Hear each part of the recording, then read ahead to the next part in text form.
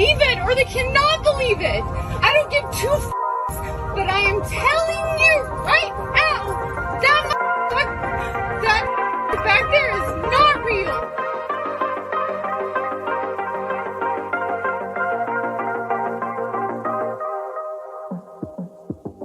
Me, it look like a leprechaun to me. All I gotta do is look up in the tree. Who else sees the leprechaun? Say yeah! There's a whole fleet of them. Look on the ASA.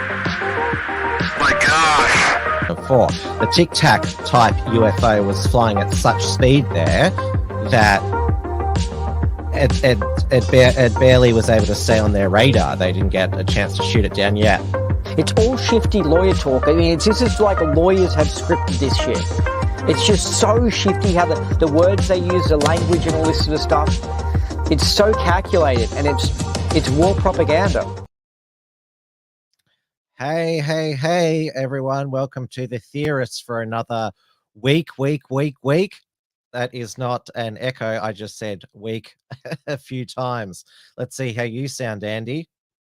Yeah, howdy, everyone. It's Tuesday, and it's News Day. So we've got some news to talk about, don't we, Tim? So we've got Larrikin here. G'day, cats. And we've got Peak Aussieman identify as a Tic Tac at present. Well, that's now, Tim, hold on. Have you been drinking tonight, Tim? Oh, well, I've just started, so. Oh, he's on it again. What do you want? The White Claw? What are they? Oh, yeah, I have it especially on the show because I don't drink alone, and I'm talking to you. So, what flavor are they? They're blood orange, but they're not as good as, say, a Fanta because they're like a sparkling mineral water with a bit of flavoring in it. So it's not the best.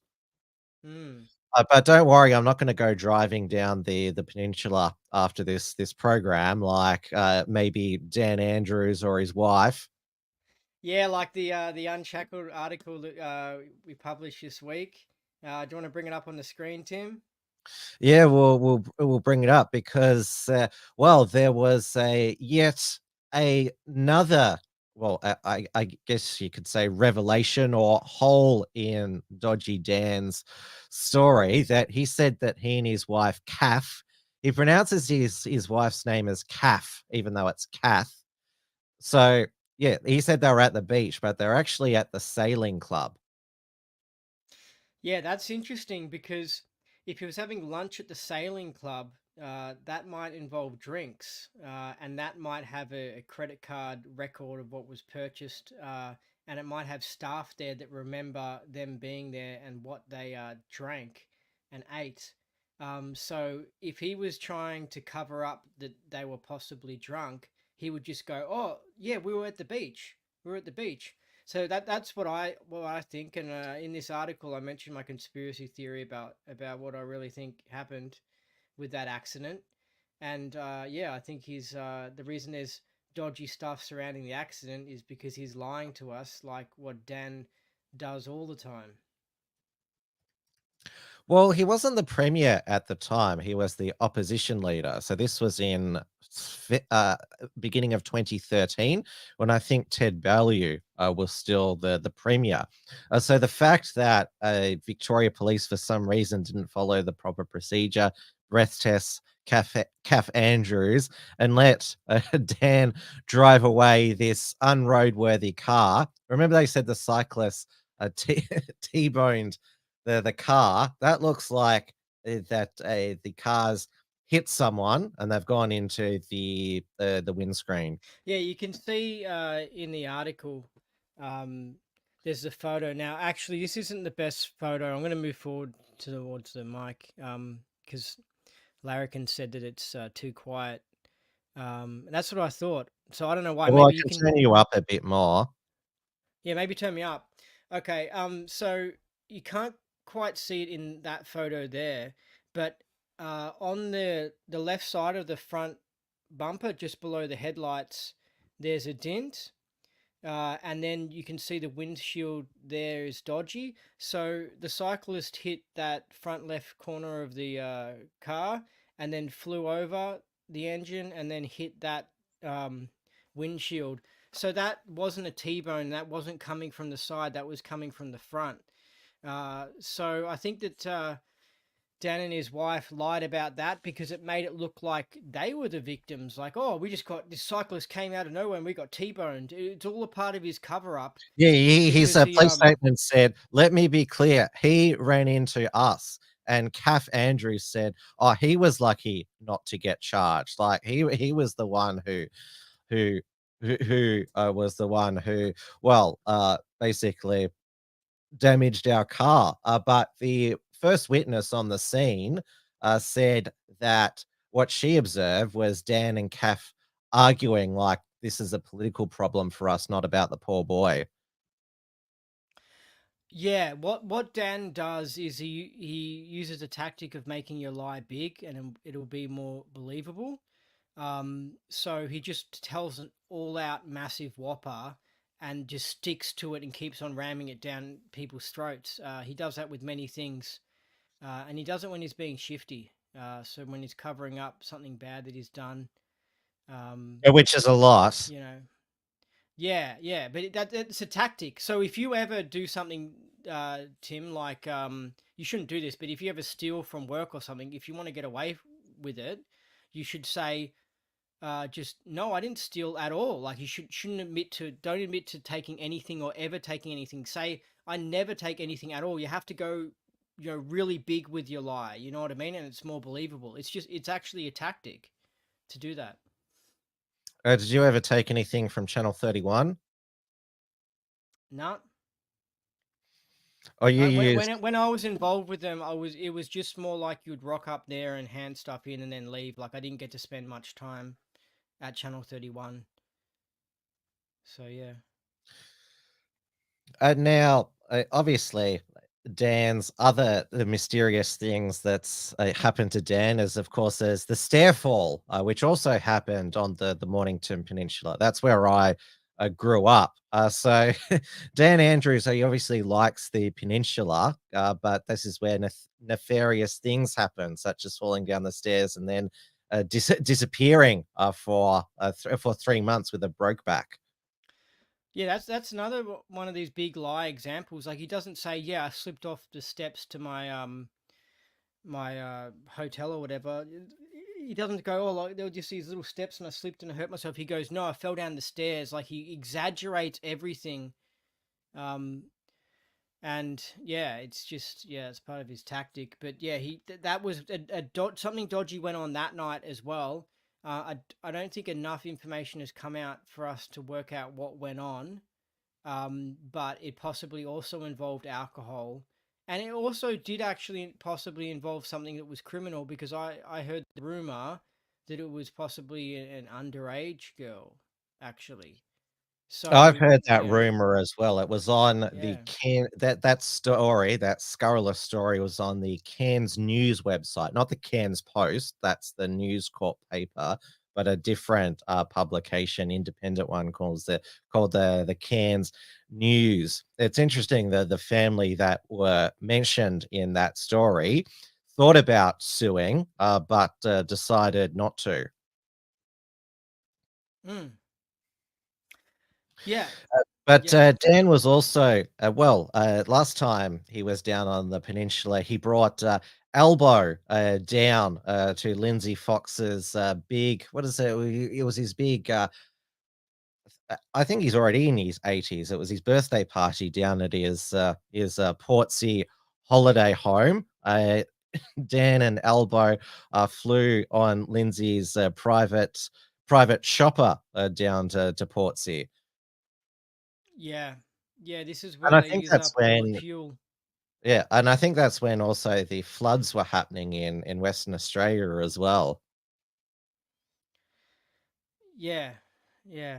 Um, so let's get on to this stuff about Albanese um, helping cancel Qantas. Like, no, what's the word? Qantas didn't want Airways having more flights to Australia, and Albanese stepped in and helped out Qantas. Yes, and now an analysis this afternoon has claimed that Qatar just being allowed those 28 extra flights for a week would have cut airfares by $40. And of course, Alan Joyce, the outgoing CEO, he's nicknamed the Irish Leprechaun. He was before the Senate committee, but hardly anyone is talking about the elephant in the room, that Anthony Albanese blocked Qatari Airways from more flights in exchange for Alan Joyce painting the Yes logo on Qantas planes. Yeah, this is a really good conspiracy theory you've got here, Tim. This is really it's just really good that you thought of that. I just thought I'm of not the like, only one to think of it. well, anyway, yeah, that's this needs to be spoken more of. Like the Labour Party buying support from Qantas. Um, and what is it with Albanese's son? He's got some special deal with Qantas or In something. the chairman's lounge. So So what's that? and A membership or something? yeah, it's like the most exclusive membership in Qantas, even above the Qantas Club, the Chairman's Lounge. I said on Tim's News Explosion last night, why is it still called the Chairman's Lounge? Shouldn't it be called the Captain's Lounge or the Chairperson's Lounge? You okay, Tim? I'm never felt better. Is that that's not your first drink for tonight, is it? It is. No, I don't know how many drinks you have before the show starts. No But more than yeah, Dan Andrews or Calf. yeah. But yeah, this Qantas thing, it's just so dodgy because we'll have less flights to choose from. We'll have to pay more for them. And it's because of people like Albanese and the Labour Party corrupting things and not having free market capitalism where businesses can provide flights if they want to. It's Oh, just disgusting, really. exactly. Though could it be because I know that there was another mysterious IT glitch at Heathrow Airport in London, and Katie Hopkins reckons that all of these things that push up the cost of airfares and cancel flights, it's all deliberate, so that normal everyday people are discouraged from flying as part of the net zero climate agenda, and only the globalist elites will be the ones allowed to fly, like during COVID. Yeah, I don't know if I believe that. I reckon that like um they want to make us use solar panels and all that sort of stuff, but I don't think we're going to have problems with flying if we get the vaccine. But yeah. Well, you can fly Qantas now if regardless of vaccination status, but you just can't work for Qantas. Yeah, but the only thing that's stopping our flight in the future might be some sort of vaccine rule. That's the only thing. But I think they're happy to have flying easy to do and stuff to help this whole globalism thing and help keep us all in communication and people moving from here to there, and it really makes that one world government that they want to do. Paleoconservative Australians has said, Tim, do you want to cover they're banning the Roman salute? Yes, Dan Andrews, he released the legislation to the public display of the Nazi swastika is already illegal in Victoria. Maximum penalty of 12 months imprisonment or Tim, $23,000 fine. What? you just burping so much because you had so much to drink. You're like Barney off The Simpsons or something. Oh, I could have let off a big burp, but I remember Senator Slayer told me it's disgusting burping. So I thought that Senator Slayer says I went to Tim's one day and he had slabs of boxes stacked up in the kitchen. That's a half truth. I'm pretty sure when I went there last time to your place, you like gave me all these drinks and stuff on election night. I remember I, that I now. I I gave you you were a guest and you brought the pizzas along, so yeah, I gave you a can. Yeah. um, I mean, I'll join next week. Maybe I'll get some drinks and I'll join you on with the drinking on the show. But I'll limit mine to one or two. But I'm happy to join you with that. This week I've been too busy. You don't like to relax with a cold one after a hard day's work? Apparently, my voice is still quieter than yours, Tim. Maybe I just speak louder, more professionally than I you don't do. trust you, man. I swear I'm supposed to be like up here like this with the microphone. Because that's what Oh, happened last week. I was quieter last week. oh, I can hear you now, but I can't. I can't help that you're boomer tech. I mean, remember that week when you were just echoey. We could hardly understand you at all. I am pretty boomer techie. I mean, I don't even know how to use this thing. I should know how to use it. So what else have we got in the news, Tim? We've got the government has been giving us warnings about the fire season, the coming fire season. I've heard numerous warnings that we're going to have a bad fire season. And I saw this news Warnings, report. or is it basically already a pre? Is it what they're planning with their weather control or something? But there's a news report. Can you play it, Tim, about this? Because I think to me, it's a pretty strong warning. Or what? Do you have it? Australians are being urged to prepare for what may be the most significant bushfire season since the deadly 2019-2020 Black Summer fires. Large areas of the country are at an increased risk due to reduced rainfall, above average temperatures and changing weather patterns. Some of the country's leading authorities say, get prepared now. Devastating fires of historic proportions during the Earth's hottest year on record. Unprecedented wildfires in Maui, Hawaii. Canada also ablaze. While 2023 is being left in cinders, Australia's fire chiefs are ringing the alarm with their spring bushfire outlook. There's no doubt that the changing climate is seeing much warmer conditions, and often the fire threat was one of the first to see that through much more fire activity in Australia, longer fire seasons. So the evidence is there. So it's a matter of how we stand up. High fuel loads from heavy rains and flooding in recent years coincide with an expected switch from La Nina to the drier and hotter El Nino weather cycle. During spring, we can have weather systems that rapidly dry vegetation, so dropping soil moisture in a very short space of time. It can catch people unawares. In summer, people generally expect fire activity, but it can escalate quickly through spring. From Cairns in the far north down to Sydney and west towards the borders are at high risk. Relief for some though. Areas burnt out and still recovering from the 2019-20 Black Summer bushfires are at normal risk. Burn-offs have reduced the Northern Territory's high-risk area to the Central Australia region. Pockets in Victoria's Gippsland and South Australia are also high risk, but Western Australia, Tasmania and the ACT are at normal risk. The report's authors stress they are not predicting when and where fires will happen, but are highlighting high-risk areas this season so people can prepare and save lives. 33 people died in the Black Summer fires. This year's are not expected to be as bad, but authorities say there's no time for complacency. Now's the time to prepare your bushfire plan. If you haven't had that conversation with your family, with your friends, with your loved ones, now's the time to prepare yourself to make sure your family, your loved ones are safe coming into bushfire season. Especially as the forecast predicts above average temperatures in the coming season, meaning fires will start earlier. Stefan Armbruster, SBS World News. After months of political... All right, so last year they were warning us about floods, and they did the same thing. They gave us these warnings. They're like, it's coming, it's a bad flood season's coming and stuff.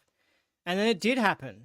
And I believe they exaggerated. And so that's why I really think they've been telling us numerous times, they're going to make a bad fire season happen. So anyone who's out in those areas where they're fire prone, you better watch out. Well, they could get a bit of help, like the bushfires in Greece seem to have got a lot of help from. This was staggering. 79 arsonists arrested so far. That is extraordinary. And when they showed that map of like these are where bushfires are likely to start in Australia, it's almost like, well, it can also be saying if you're an arsonist, well, this is where basically if you light a fire, it will take off. Yeah, these Antifa government agents are going out there and starting fires and stuff, and some of them might be legitimate, but I think a lot of them are working for the deep state. And they might not even know it. But yeah, they're going to start a bunch of fires, and maybe this laser thing. But it's a little bit strange though. I mean, I know the government do have these sort of weapons, like what people say they saw in the Hawaii fires. But either way, they'll probably use a combination of both. But we got to watch out. But I think for us in the city, we'll probably have quite a good summer because they will stop it from raining. So we'll just have lots of sunny days, which would be nice. It would bring back what it was like 10 years ago. Although I saw this in the Melbourne Age online newspaper today, that because yesterday was quite pleasant and early spring, but it's apparently bad. That it's going to be a hot, dry summer. Bolissance, which is apparently is short for blissful ignorance. So this is apparently very bad. Okay. Yeah. Well, I mean, what's interesting about the government doing all this stuff is how brutal the Maui fire event was. Like, if that was totally caused by them, that was really mean. Like, don't you reckon, Tim? Like, that was pretty brutal what they did. They literally just burnt a bunch of people. Like, they say, like, what, 200 or whatever, but really the numbers are, like, at probably 3,000. It could be even more. Like, it's massive. And these people just got mass murdered. It was just crazy. You're talking about Black Saturday, aren't you? In No, Victoria. the Maui fire. But Oh, I believe the Black Saturday one was probably caused by them as well. But this Maui one, this is really big. Like, they really made a massive fire happen, and they burnt people alive, and they stopped them from leaving the town. It's but don't worry, because Joe Biden he finally arrived, and he tweeted that his administration, we're laser focused on getting aid to survivors, including critical needs assistance, a one-off $700 payment per household, which is much less less than the per capita spending on aid to Ukraine, offering relief during an unimaginable difficult time. Remember, I'm just adding this in now. Remember, my kitchen caught fire. We have staff on the ground dedicated to helping the survivors navigate the registration process. And if you're wanting a Hawaiian pizza a version of the Maui fires, that the part of the pizza that's burnt is land owned by natives and people who didn't want to sell to the government, and the part that's not burnt, the slice, properties owned by Oprah and the 0.1%. Yeah, look, I mean, I guess being a conspiracy theorist for years and studying what the government's been doing and trying to work out what they've been doing, this is a new level of brutality that they've done with these fires. Like, it seems like a lot of this started with Waco in the early 90s, and since then they've done a lot of events. Waco was pretty bad, but this is just way more people, and it's just brutal what they're doing. It's just it's like let's say you did believe you needed to do like a school shooting or something like that, so you had an excuse to ban guns. You'd try and do it like in a limited way that didn't kill that many people and wasn't like going to torture the people and stuff. But these fire things, it's really brutal. Like, they really are just willing to do anything. Speaking of mass shootings, how it's quite coincidental that there's been 2 hate shootings in the US in 1 week. I covered this last night. There was the race hate shooter in Jacksonville, killed 3 black people and at a dollar store, and his manifesto was published immediately. We're still waiting for the transgender Tennessee school shooter, and that guy over in Los Angeles who shot a store owner for displaying a pride flag outside her store. Yeah, I haven't looked into them if they're like caused by the government, but it wouldn't surprise me. Well, they 'Cause both. yeah. That one was in Florida, so obviously that's apparently the hate state now because of Ron DeSantis, and Mm. the killer in Los Angeles, he was originally from Florida. It seems convenient because then they had the press conference and they had the people booing Ron DeSantis. And it's So just yeah. the start of the Republican presidential debates. Yeah. Yeah. Anyway, I mean, anyway, like maybe they've probably given up on trying to get gun control instigated, but they're just using it to dirty certain people at certain times. So what else you got here, Tim? You got about this Wagner, the boss Oh, of do you Wagner. want to go next to our featured? Oh Featured. yeah, we're supposed to talk about the the soccer.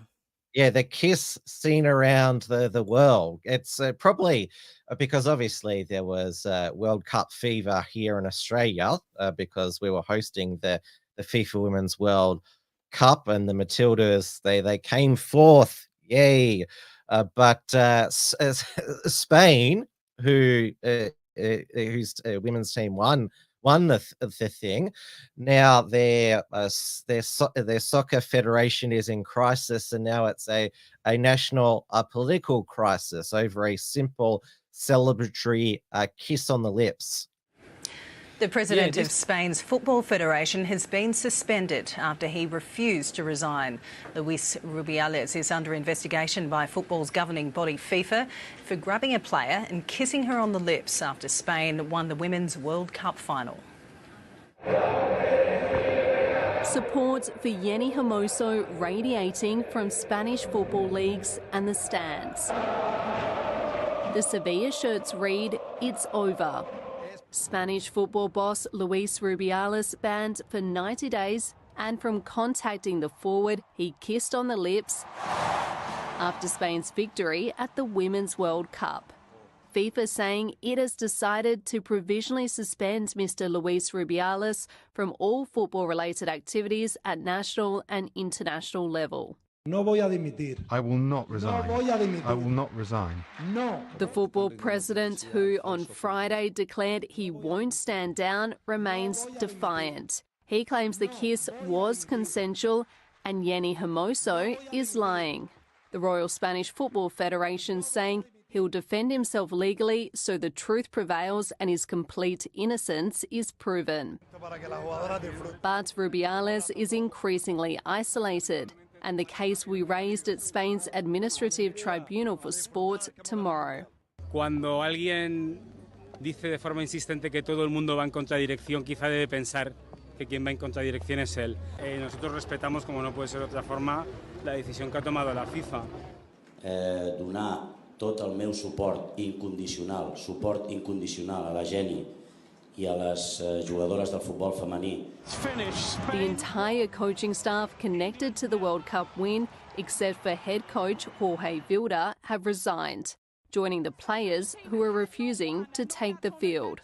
Jorge Vilda did put out a statement saying the kiss was unacceptable and does not reflect all the principles and values that I defend in my life. Carmona's providing the overlap. England's Lionesses, who played Spain in the final, saying abuse is abuse and we've all seen the truth. It's right. That's brilliantly taken. Former England striker Ian Wright called on European football's governing body to act. Rubiales is also its vice president. Silence from UEFA, no solidarity, no comment on the behaviour of their vice president. A match Luis Rubiales was due to attend in his hometown, now cancelled. The local government couldn't guarantee safety due to possible protests. Lucy Murray, SBS World News. 3 people have been killed by gunmen. See how short that kiss was, and notice that in most of the news footage they slow down the kiss because it was so it barely lasted a second. Yeah, and then before that, just as I think the siren went, he jumped up and was like, "Yeah," and then he grabbed his crutch and was like, "But like that's Next an to the irrelevant Queen of thing." Spain, Yeah. which was So they showed him grabbing his crutch, like making him out he was like some sort of sex pervert or something. But this is taking like abuse to a new level. well, Don't you there's reckon, Tim? protests in the streets of Spain of all these. It's being called Spain's Me Too movement, and obviously, the Spanish government is run by the Socialist Party, so of course they're jumping on the feminist bandwagon. There's political interference because Spain has a lot of really warped gender equality laws, and so Like what? oh, well, that in divorce, if a husband doesn't hasn't determined to do enough of the housework, that can affect the divorce settlement. Okay, well, I don't know. I think that probably should get factored into the situation. But yeah. Yeah, so and the woman that he kissed, Luis Robles, Jenny Hermoso, she initially said, "Oh, well, it was fine," but then she changed the story and said it wasn't fine. And this often is the case that The the groupthink is changing her mind. the female decides she is offended because she notices that all of these other people are. It's like it sort of reminds me how Kamal, who used to be on Hey Hey It's Saturday, that black singer, he decided retrospectively he was offended by Hey Hey It's Saturday jokes about him, even though he was fine at the time. It's that retrospective. Yes, it was terrible, even though in the moment, yeah, it was fine. It's just somebody who's totally swayed by groupthink and they don't think for themselves or act for themselves. Um, this event actually, I believe, is being created by the communist world government and the socialists. I think that they're pumping this up as a way to promote feminism and to attack men's Or behavior and stuff. keep the women's football discussion going, because obviously Yes, it's over yeah. So now. yeah, it sort of gives it a whole promotion thing, but I think it's because their agendas is to get all women in the workforce and working amongst men and stuff like that to reduce the population. Um, so they need to create stunts and then exaggerate it. Like basically the socialists who are secretly pushing this thing behind the scenes. I mean, they know it wasn't that bad, but they probably think we need to do this. We need to And pump it this up was because we need to they change society's Spain attitudes. had won the World Cup. Clearly, he was overcome with emotion. It was the first time that Spain had won the FIFA Women's World Cup, but there'd also been before this World Cup. There had been drama with the female squad, with 15 players boycotting the team because they didn't like the coach who won them the World Cup, Vilda. So they walked off. But despite all of this drama, only 3 of them came back. They still won the World Cup. So despite this uber successful FIFA Women's World Cup campaign, they've now torn themselves apart again. No, it's just it's part of the leftist agenda and it's being pushed for a reason.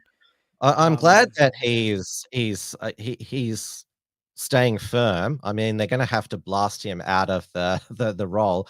FIFA has suspended him for 90 days and said he's not allowed to contact Jenny Hermoso during this time. I didn't know that FIFA could basically be like a court and issue a restraining order.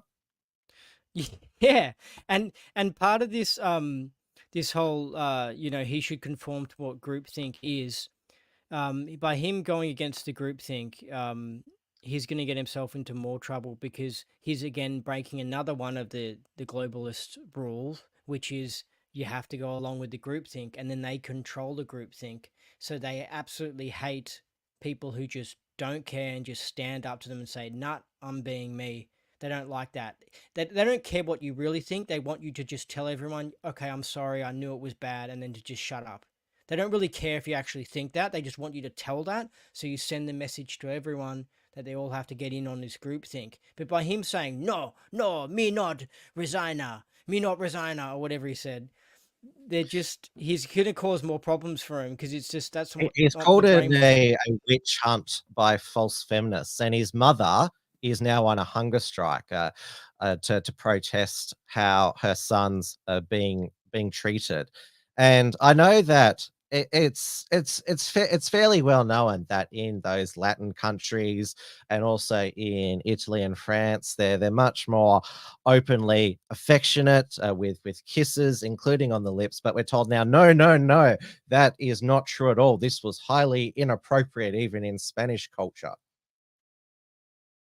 Yeah, it's propaganda. I mean, this is the things that they do to reduce the world population. It's the number one agenda that they're working towards, and trying to stop normal relations amongst people, And men and women. now, That's what they're doing. as Spanish prosecutorial authorities, they're looking to charge him for sexual assault. Didn't the kiss happen here in Australia, in Sydney? I mean, wouldn't it be?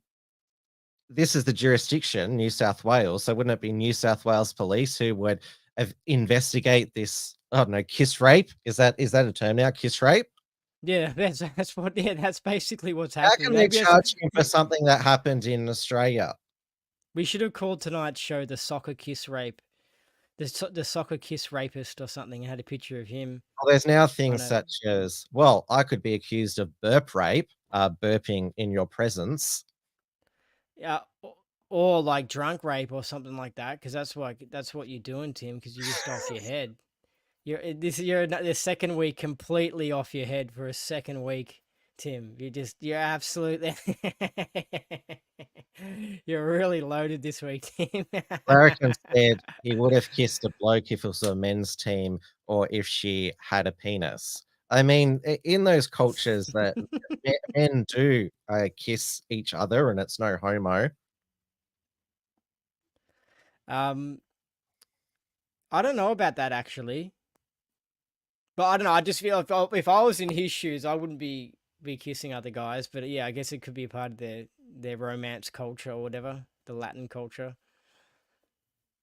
What about you, Tim? What would you do if you were the coach of the men's team? Well, I'm not the coach of the men's teams, but I at most I will hug somebody as a greeting or a goodbye. I certainly wouldn't kiss somebody I wasn't dating. That's just me. What Hey, about you? if it was a men's team, I wouldn't engage in that activity. But I found Have I you discovered something. have you ever engaged in given a spontaneous kiss on the lips? Probably. I was gonna say I worked out something about you, Tim. What's that? Now it came up in the previous shows about this sitting down on the toilet seat thing, right? Yeah, And what now I about? know why. You gave us some reason, and because you're covering up the whole alcohol problem. I now know why. Because when you're pissed all the time, you can't aim, so you got to sit down on the toilet. That's why you're always sitting down on the toilet, Tim. Oh, it's pretty hard to miss if you're sitting down. Yeah, exactly. So that's why. Because you just have way too much to drink all the time. But I'll join you next week on it, Tim. I promise. I'll have one or two. Larrikin has asked, Andy, did you meet Josie Borelli from Chart Busting 80s? I don't know who she is. I don't know either. I think it's a YouTube channel, is it? Could I think I be. looked it up. I can't remember. Paleoconservative Australian has said, hey, Tim, can you cover Andrew O'Keefe? He was, wasn't he sent back to jail for breaching a a apprehended violence order. Yeah, Because I what don't know also much about wasn't, it. yeah, because Andrew O'Keefe, he was a white ribbon ambassador, which was the anti-domestic violence charity that went bankrupt. So he was an ambassador for them, and then was a allegedly belted his girlfriend at the time. I remember Mark Latham said after that, Andrew O'Keefe told me he was a domestic violence expert. He was not wrong. Do you know what's interesting? Like even so he does that to his wife, right? But that's not necessarily an attack on women. I mean, that could just be a personal dispute between him and her. Like as in like I kind of feel like I wish I could have been in his shoes, so then I could say, hold on a second, this isn't a whole gender thing, this isn't a whole feminist thing. This is solely just an incident between me and her, and it's a her thing, and it's nothing to do with group or anything, so don't add all this politics to it. This is just a private dispute between me and her, and we had a disagreement. That's what I'll be saying. Well, still, hitting somebody is assault, whether No, you're a no, woman. but it's kind of like when Adam Goods would piss off the crowd, and he would get and they would boo him, so that That's they not would, violence. and That's then not he would, violence. yeah, but he would accuse them of being racist, and then the crowd would be like, "What are you talking about? We hate you. It has nothing to do with you being Aboriginal. It's you. We That, don't that, like that- you, that's Adam Goods." that's a verbal expression. That Yeah, there's no but such thing as verbal violence.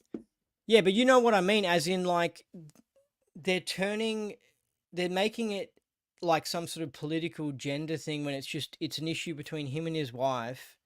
Do you know what I mean? Well, he still allegedly hit her, which is that's terrible. Yeah, but I'm saying that the same with the Adam Goods thing. It's like if people cheer, No, they're not the same don't. thing. No, but I'm not saying that it's the same to hit or say words or whatever. I'm saying that it's basically like it's like Adam, we hate you. Okay, we hate you. It has nothing to do with you being Aboriginal. Andrew O'Keefe had a problem with his wife. I have a problem with you, my wife. It has nothing to do with you being a woman. It has nothing to do with feminism. It's you personally. So it's not political. Do you know what I mean? But people look at it on the outside and go, "Oh, they're being racist," and "Oh, they're being sexist," and it's like, nah, it's not. It's just a dispute that they're having. You know? Well, it's a crime what Andrew O'Keefe did. Yeah, yeah, but the way these leftists treat everything is they look at things and they pick out, oh, that's a gender thing, and oh, that's a racist Well, thing, and you know what I obviously, mean? it has been it's been politically weaponized, domestic violence, that it's an epidemic, and that basically any man is capable of it. And I think the worst of it is when you have a man who's been convicted of bashing his wife, it goes and lectures other men about their behavior, saying, "Oh, don't go on the slippery slope that I did." No, I don't have any issues with women. It's you. I mean, you're the one that actually bashed a woman. Yeah, well, that's one of those tactics that I'm saying that when you say a lie, you make it big. Like, as in, usually someone who's going around saying, you know, don't steal all the time, or like a classic example is like a real hardcore Christian, and they'll go around saying, don't sin and don't do that, blah, blah, blah. And then you find out secretly that they've got all these problems with breaking all those rules. And it's like when they're Yeah, telling like people not. Jerry Falwell Jr. It's like they're reflecting on themselves. There's some psychology term for it, like a Freudian term for it. Like they're projecting their own problems onto other people or Oh something. yes. There's countless ones of those people who claim to be pure, but secretly, they're engaged in all sorts of degenerate and disgusting behavior.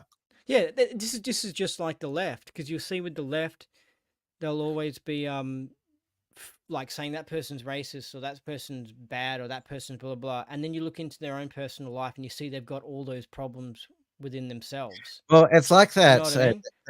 that woman at that car dealership who demanded to be called "I'm a fucking sir," and she called the the receptionist a whore and called the security guard the N-word. Yeah, I mean, from what I've seen of the left, they have a go at somebody like there might be some white guy who said something that might be racist, and then they go online and they abuse the shit out of that guy online, Do and you it's know like what? that's double standards. Like, is it okay to abuse people or isn't? Because you think it's okay to abuse this guy, right? You shouldn't be abusing him. You should be writing him messages saying, "Look, you need to stop being racist," and you should be polite to him. You shouldn't abuse him. Like, they'll tease someone to the point that they'll want to kill themselves, right? And it's like Well, let's say they want, hypocritical. It's yeah, just let's just hypocritical. they want you to kill yourself. They would have probably celebrated Yeah. you Yet killed yourself. Yeah, yet they're criticizing other people for being mean, basically. Because if you're saying that person's racist, you're saying that person's being mean to blacks or something like that. Like, they're just totally hypocritical, basically. They're just hypocrites. Question for Andy from Senator Slay. Andy, is it difficult working with an alcoholic? The pauses are pretty off-putting, Tim, because I can tell you're trying to think, you know, because the alcohol slowed down. It's your whole thinking processes and stuff, and you're trying to remember. So yeah, it can be pretty difficult. All right, let's move on to our next story, which is the absolutely freak plane crash of the Russian mercenary Wagner former leader Prigozhin. I think I pronounced that right. Died in a car in a airplane crash last week. It was a terrible freak accident. Good evening. Yevgeny Prigozhin, leader of the notorious Russian mercenary group Wagner, has reportedly been killed in a plane crash. Prigozhin's future has been a mystery since negotiating exile in Belarus and then disappearing from the public eye after leading a recent revolt against Vladimir Putin. The Kremlin has not commented nor confirmed his death, but the aviation authority says he was on the passenger list of a plane heading to St. Petersburg that went off the radar in the Tver region, about 160 kilometres northwest of Moscow. With 3 crew and 7 passengers on board, the Embraer 135 plummets out of the sky. No one survived. Yevgeny Prigozhin, Russia's most powerful mercenary, reported among the dead. A contracted warlord who launched what President Putin called a treasonous coup attempt 2 months ago to the day. It will not come as a surprise if Yevgeny Prigozhin, the boss of Wagner, has now finally been dealt with by the Russian state. It was more of a surprise that he was allowed to survive for so long.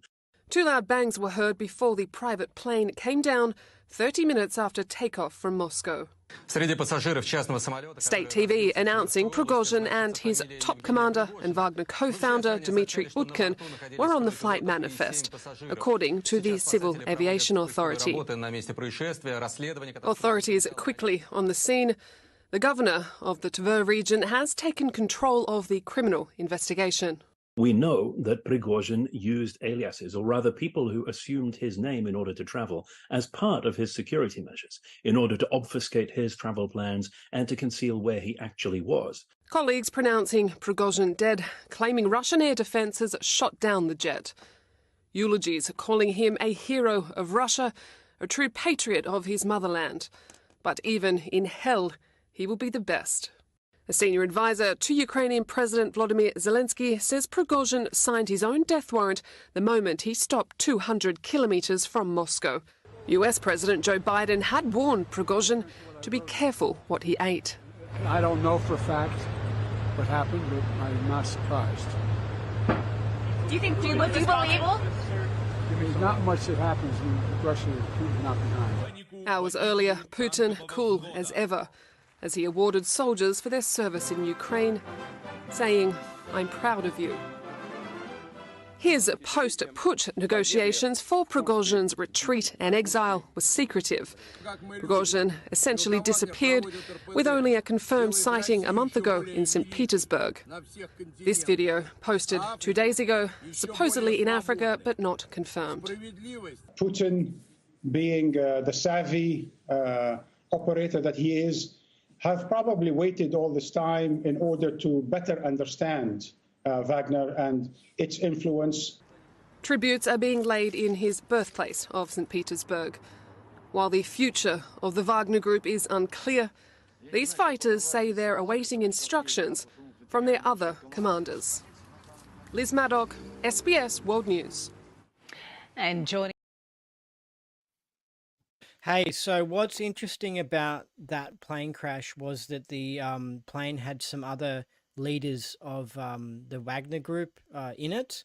So possibly, if Putin did do it, it was his way of knocking out the corrupt leadership of the Wagner Group that tried to lead. Well, I'm not a Russian military political expert, so I don't know. You call them the corrupt. I don't know the internal workings, but it was certainly an interesting turn of events because he was originally a chef, Putin's chef. Then he became the leader of that. The Wagner Group was outside the normal military. And yes, then he turned on Putin, and then he called off the coup. I knew that the coup wouldn't happen. He wouldn't get to Moscow and overthrow the government. I knew that much because nobody ever takes Moscow. We all know what happened when Hitler tried to take Moscow in World War II. And Napoleon. Yes, before that. So that could be predicted, but. Though the thing is that if Putin was to be overthrown, then even a more nationalistic leader, hardcore leader, would take over. Yeah, I think that this whole thing is strange because he led the mutiny like 2 months ago, and then I don't know how after that he wasn't just totally locked up and all the leadership were locked up after that. But somehow they weren't. And then now they've been knocked off, and it's just like, it's strange, but they were corrupted by the CIA basically, because the CIA were trying to get them to rebel against Russia and to take down Russia. So anyway, it's interesting, but when I first heard the news report and I noticed how the Western media was clearly trying to make out that Putin did it, I actually thought, well, maybe Putin didn't do it because they're trying to make out so much that he did it, and maybe they did it. Maybe that group that they'd corrupted had decided to become loyal to Putin or something like that. So maybe they had to now get rid of him or something. But then I went to watch the Russian news, the RT news, and strangely they really didn't mention it. And then I clicked on one of the news days when they finally mentioned it, and the video didn't work. And that's never happened to me so far when I've been looking at the RT. I'm surprised that RT News Russia Today hasn't been blocked in Australia because somehow I've got it through website or something, but yeah, you can go to the web, you can see episodes of it, but the thing is, what I'm trying to say is that it seems like RT News is trying to keep this on the low or something. Right, even talking. Well, it is funded by the Russian government. Yeah, so it makes me think that they did do it, and that's why they put the video out. That was I think that's what a lot of people suspect. Obviously, they couldn't poison him because being a Russian chef, you pretty much know how to treat your food. They're not going down the poisoning route. Russia post the Ukraine war, because a lot of these dissident businessmen and political figures, they're all falling out of buildings in these horrific freak accidents. I mean, there's no poison anymore. So this is something new, because it was always the Russian thing, the poison, the nerve agent. That Well, was we have to remember that's what the CIA might want us to think that the Russians are doing to these rebel Russians. So you know what I mean? There's so much tricks, and that's why with this, the fake news media, there's so many lies that when they tell us that Putin's done it, it makes us think that maybe that's not the case. We don't know. It's just like you can't ever trust anything they say. It's that crazy. But when I heard that there was these other leaders of Wagner that were in the plane, I thought, well, maybe, it was easier just to take out the whole plane because then you get all of the leaders and it's just done instead of having to individually, complicatedly assassinate each one in strange ways. And why did they all push 'em get out on the a window. plane together? I mean, you don't want a victim blame, but they weren't all very smart getting on a plane together. Basically, oh, look, we're flying in the sky. We're basically, well, a flying duck that can be shot down. Yeah, that is a bit of a security breach, isn't it? It's like, oh, they could all get us all at once or something like that. It's a bit like the Titanic conspiracy theory, where you have them all on there at the ship and then you take the ship down. We're coming up to the top of the hour. We might just go through a follow up on a few things we've mentioned previously on the theorists. Now, we discussed previously, could the voice referendum be rigged? What did you think of this? It's basically this decision ruling by the AEC that because there's only going to be one box on the referendum ballot paper and you have to either write yes or no in English, but if you tick, it's counted as a yes, but if you cross, it's not counted as a no. Yeah, that makes me think that they're going to rig it now. Like, if they're playing dirty, it makes me think, oh, this could all be Because bullshit. there is no other referendum ballot paper in the world, I think, that asks this. Because remember when did you vote in the Australian Marriage Law Postal Survey? Yeah.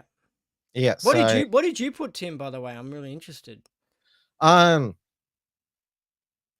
didn't actually vote myself. You didn't even do it.